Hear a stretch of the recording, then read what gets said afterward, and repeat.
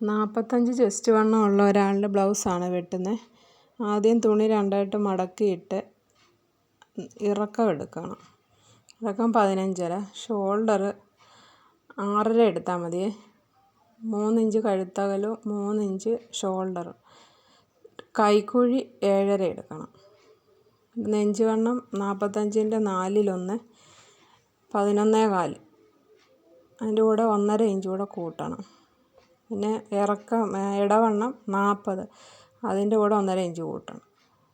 then കഴുത്തിറക്കം 8.5.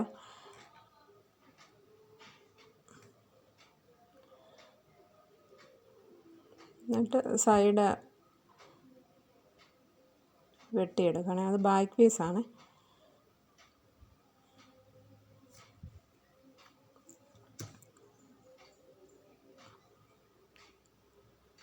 Back piece വെട്ടിയെടുത്തതിന് ശേഷം ആ 1.5 inch അടയാളപ്പെടുത്തിയാണ് ആ വണ്ണത്തിന് നമ്മൾ അടിക്കാൻ വേണ്ടി ഇടുമല്ലോ 1.5 ഇഞ്ച്. അത് പിന്നെ അടുത്തത് ഫ്രണ്ട് പീസ് വെട്ടിയെടുക്കണം. അത് ക്രോസ് കട്ടിങ് ആണ് വെട്ടുന്നത്. അപ്പോൾ ആ തുണിയുടെ ഒരു സൈഡ് മൂലഭാഗം ഇങ്ങനെ ക്രോസിന് മടക്കണം. മടക്കിയിട്ട് നമ്മൾ ആ ബാക്ക് പീസ് എടുത്ത് വെച്ച് നോക്കിയാൽ മതി. അപ്പോൾ അതിൻ്റെ കൈക്കുഴി കറക്റ്റായിട്ട് എടുക്കാൻ പറ്റും. കൈക്കുഴിയും കഴുത്തകലവും എടുത്തിട്ട് ആ വണ്ണവും കറക്റ്റായിരിക്കും. ആ സൈഡ് വണ്ണമില്ലേ. പിന്നെ കഴുത്തിറക്കം 8.5 ആ 8.5 എടുത്തിട്ട് ഇതങ്ങ് മാറ്റണം. മാറ്റിയിട്ട് അതിൻ്റെ ബ്രസ്റ്റ് പോയിൻ്റ് ആയിരുന്നേ 12 കഴിഞ്ഞൊരു 13.5 ഇട്ടിട്ട് ഇറക്കം വെട്ടിയാൽ മതി. അതിൻ്റെ പടി വരുന്നില്ലേ, അവിടെ നിന്ന് ചായച്ച് അങ്ങോട്ട് വരച്ചിട്ട് കൈക്കുഴി ഒരു ഇച്ചിരി കുഴിച്ച് വെട്ടണം. ഫ്രണ്ട് പീസ് ആയതുകൊണ്ടേ ആ കൈക്കുഴി കുഴിച്ച് വെട്ടിയെടുത്തിട്ട് കഴുത്തും വരച്ചിട്ട് അതങ്ങ് വെട്ടിയെടുക്കണേ.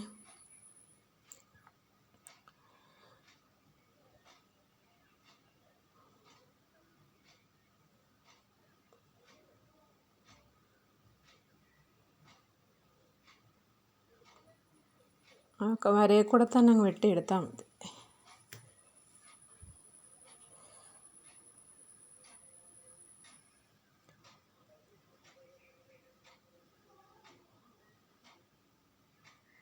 പിന്നെ നമ്മൾ ആ നെടുക കട്ട് ചെയ്യണം കേട്ടോ. അത് ഫ്രണ്ട് പീസ് ആയതുകൊണ്ട് അത് കട്ട് ചെയ്യണം. ഫ്രണ്ടും ബാക്കും അത്.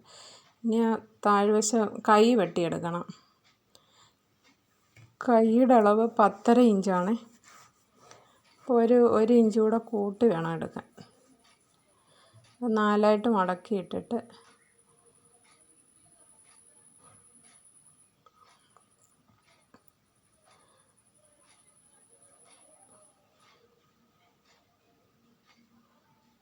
ആ തേരുവക്ക് താഴെ വരുന്ന പോലെ എടുത്ത് 4ആയിട്ട് മടക്കണേ. 4ആയിട്ട് മടക്കിയിട്ട് കൈയിറക്കം 10.5.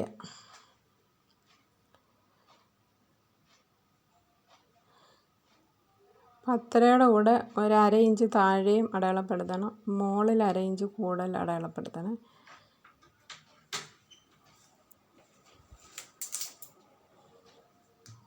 കൈക്കുഴി അടയാളപ്പെടുത്തണം. ഒരു 9.5 ഇഞ്ച് വരും ആ കൈയുടെ അവിടെ നിന്ന് കൈക്കുഴിയിലോട്ട്.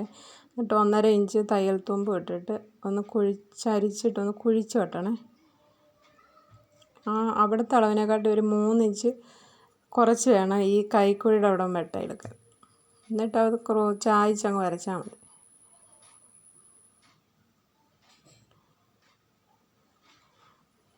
അടുത്തത് ഈ കട്ടിങ്ങില്ലേ, കട്ടിങ് വെട്ടിയെടുക്കണം.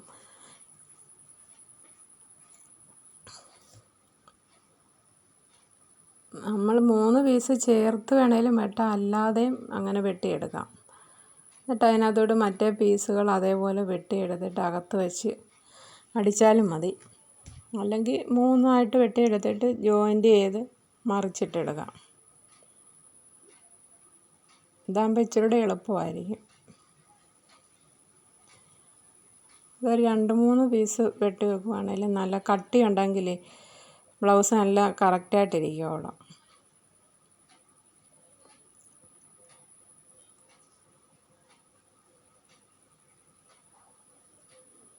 അങ്ങനെ ഒരു പീസ് ഇനി ഒന്നുകൂടെ വെട്ടിയെടുക്കണേ, 2 വശത്തേക്ക് വേണ്ടേ. അതുകൊണ്ട് ഇങ്ങനെ ഇതിനകത്ത് ഇങ്ങനെ വെച്ചാലും നമുക്ക് കട്ടിങ് നല്ലതായിട്ട് എടുക്കാൻ പറ്റും. അവിടെ ഒരു അടി താഴെ വരുന്നില്ലെന്നേ ഉള്ളൂ. മറ്റേ പിന്നെ ജോയിൻ്റ് ചെയ്യണം ഇങ്ങനെ.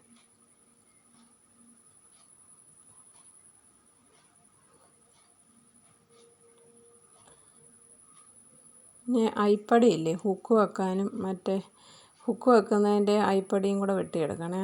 അരിപ്പടി ഇച്ചിരി കൂടെ വീതി വേണം.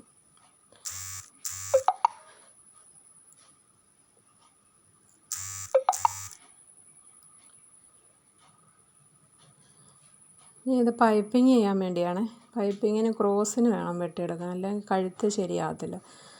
ഒരു തുണി എടുത്തിട്ട് അതിൻ്റെ ക്രോസ് നോക്കണം. നോക്കിയിട്ട് ആ സ്കെയിലിന് 1.5 ഇഞ്ച് വീതിയിൽ അളന്നിങ്ങനെ വരച്ചെടുത്താൽ മതി. അപ്പോൾ ഒരേ വീതിക്ക് കിട്ടും.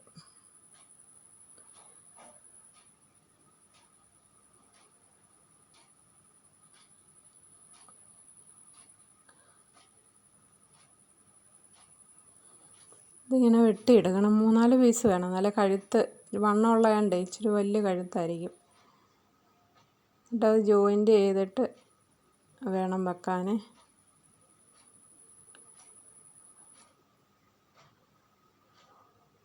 നേരെ വെട്ടിയെടുക്കരുത്. നേരെ വെട്ടിയെടുത്താൽ കൊള്ളത്തില്ല, കഴുത്ത് ശരിയാവത്തില്ല കഴുത്ത്. ബാക്കി വരുന്നതും കൂടെ നമ്മൾ വെട്ടിയെടുക്കുകയാണെങ്കിൽ കട്ടിങ്ങിന് എടുക്കാൻ പറ്റും. ബാക്കി വരുന്ന തുണിയില്ലേ, ആ പുറവശത്തെ അവിടെ പടി വെക്കുകയാണെങ്കിൽ ഇച്ചിരി ബലമായിട്ടിരിക്കും.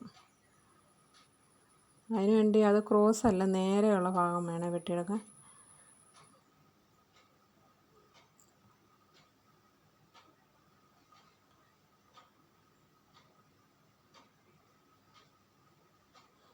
ടക്കിട്ട് വേണം വെക്കാൻ. ടക്കിടുമ്പോൾ ഒരു 1 ഇഞ്ച് കുറയുമല്ലോ അവിടെ.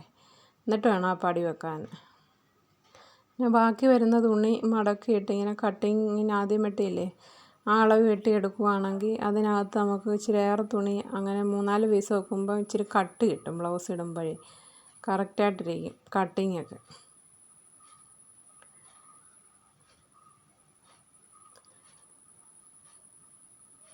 എത്ര കട്ടിക്ക് വെച്ചാൽ അത്രയും നല്ലതാണ്. അല്ലെങ്കിൽ ബ്ലൗസ് ഇങ്ങനെ കയറി വരും.